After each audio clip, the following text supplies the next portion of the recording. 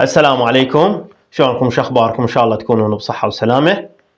اليوم راح نتعرض الى موضوع لماذا السعال، وما هي الاسباب والانواع التي تؤدي الى السعال. طبعا السعال او بين قوسين القحة هو رد فعل طبيعي للجهاز التنفسي، يحدث عندما يقوم الجسم بطرد المواد الغريبة او الافرازات الزائدة. هذه الآلية كي يتخلص الجسم من هذه الأجسام الغريبة، ويعتبر السعال آلية دفاعية للتخلص من المواد المهيجة والضارة التي قد تتسبب في انسداد الممرات التنفسية أو الشعب الرئوية أو تسبب التهيج في مجرى الحلق والرئة. يعني هذه الأمور هي التي تدفع بالشخص للقيام بالسعال كي يتخلص من هذه الأجسام الغريبة. وقد يكون السعال انذارا ينبه الفرد إلى أن هنالك أمرا خطيرا ألم به، كمرض القلب أو التدرن الرئوي TB، أو بعض الأحيان سرطان الرئة أو غيرها من الأمور التي تشعر الشخص وتنبهه بوجود أمرا خطيرا، فلا بد من القيام بعملية السعال كي يطرد هذه الأجسام الغريبة. ربما كان السعال مسببا عن حالة نفسية قلقة أو حالة عصبية أو الاستمرار في الضحك لفترات طويلة. أما إذا كان السعال مزمنا فقد يكون ناتج عن إصابة الرئة لا سامح الله بسرطان الرئة بسبب الإفراط بالتدخين، ولهذا ننصح المدخنين بترك التدخين أو التقليل منه. وربما كان السعال المزمن ناتج عن ضعف بالقلب، حيث تخف الدورة الدموية وتسير ببطء فتبقى السوائل في الرئة وتسبب احتقانا. لذا يجب على مرضى القلب أن يناموا وهم جلوس. لاحظ كيف؟ على مرضى القلب أن يناموا وهم جلوس كي يتخلصوا من السعال وتجمع السوائل في الرئتين.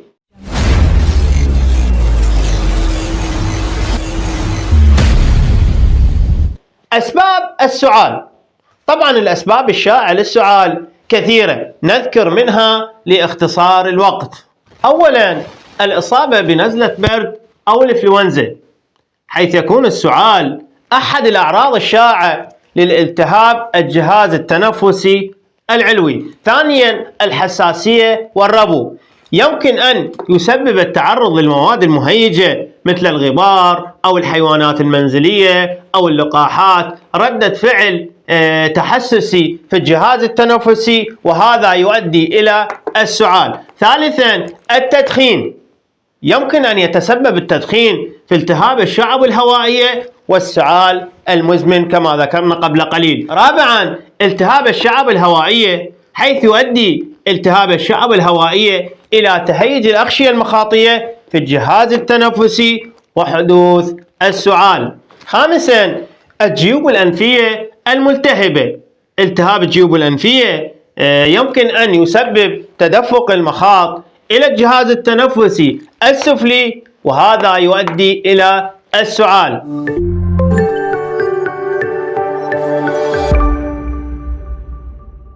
أنواع السعال. هسه احنا بعد ما عرفنا ميكانيكية أو آلية السعال، عرفنا أسباب السعال، ما هي أنواع السعال؟ هنالك عدة أنواع من السعال، وقد يشير نوع السعال إلى الحالة الصحية التي يتسببها. وهنا نذكر بعض الأنواع المعروفة عند أهل الاختصاص للسعال، وهي أولا السعال الجاف dry cough، يكون السعال جافا عندما لا يترافق مع إفرازات أو البلغم، يعني سعال جاف 100% يخلو من الإفرازات أو البلغم. نقول للشخص يابا ممكن تسمعنا السعال مالتك أو القحة؟ إذا إنه قح وقحته كانت يابسة إذن هذه يطلق عليها السعال الجاف. يمكن أن يكون ناتجا عن التهاب الحنجرة أو نزلات البرد أو الحساسية أو السعال الناتج عن التهاب الشعب الهوائية. ثانيا السعال المصحوب بالبلغم، أي قحة بها بلغم، ويكون السعال المصحوب بالبلغم عندما يتم إفراز بلغم أو مخاط من الجهاز التنفسي أثناء عملية السعال. قد يكون ذلك دليلا على التهاب الشعب الهوائية أو الالتهاب الرئوي أو السعال المزمن. هنا تكون مشكلة عنده في أحد هذه الأماكن إذا كان السعال مصحوب بالبلغم. طبعا ممكن نسأل أنه ما هو لون البلغم، هل يكون أبيض أو أصفر؟ كل هذه لها إشارة أو دلالة تشير إلى فد التهاب معين. ثالثا السعال الديكي، ويكون السعال الديكي متقطعا وشديدا في بعض الأحيان، ويكون غالبا مصحوب بصوت يشبه،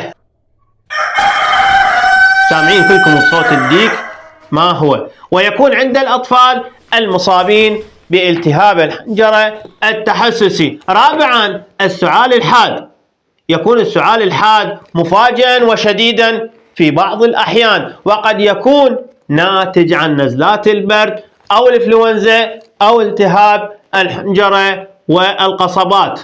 خامسا السعال الناتج عن الحساسية، كما لدي السعال الناتج عن الحساسية. ليش؟ لأن لدي حساسية موسمية وحساسية قصبية. يكون السعال الناتج عن الحساسية نتيجة تحفيز الجهاز التنفسي بواسطة مواد محسسة مثل الغبار أو الحيوانات المنزلية أو اللقاحات أو العطور أو الدخان وغيرها من هذه الأمور التي تهيج الشخص وتدفعه إلى السعال الناتج عن الحساسية.